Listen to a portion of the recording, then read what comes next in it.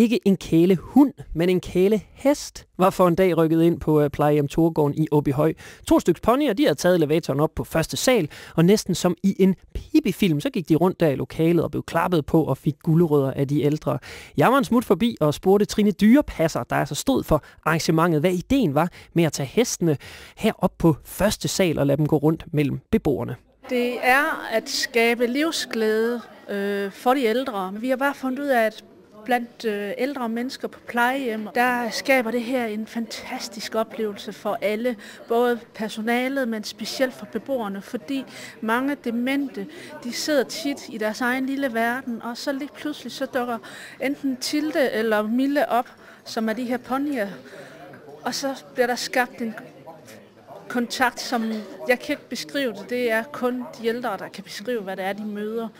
Med ponyer, der tror jeg specielt for de ældre, der kommer de tilbage til barndommen. Minder fra barndommen om dengang, man havde heste ude på landet og i landbruget. Hvorfor sagde den? Thyra Nielsen, hvad synes du om, at der er kommet heste på besøg her på plejehjemmet? Det er da sjovt nok. Det synes jeg da. Men da de kom og fortalte mig, at der kom heste, jeg troede altså ikke på, men ponyer, det kan lige gå. Ja. Har du noget specielt forhold til heste eller ponyer? Nej, jeg har boet i en Sjællandsgade hele mit liv, der var sgu ingen heste. Ikke andet da ølmandens hest, den faldt og brækket benen. Så skulle den skydes. Og siden den der ville jeg ikke kalde Chris, fordi min far han sagde, at Chris det blev lavet af hesteblod. Ellen Jonsen, hvad synes du om, at der er kommet heste på besøg her på plejehjemmet i dag? Jamen, jeg synes da, det er dejligt. Jeg har jo været vant til heste hjemmefra. Vi brugte jo hesten dengang til arbejdsheste, sådan i marken. Og Så er det anderledes at have besøg af heste nu, end for eksempel hvis der kommer en hund på besøg? ja, det vil ikke jeg aldrig være så meget for hund. Liselotte Olsen, det var din idé, hele det her med at få heste ud på plejehjemmet. Hvordan fik du den? Jamen, jeg var ude med hesten på et plejehjem, hvor der var en dement dame, og hun ville slå personalet.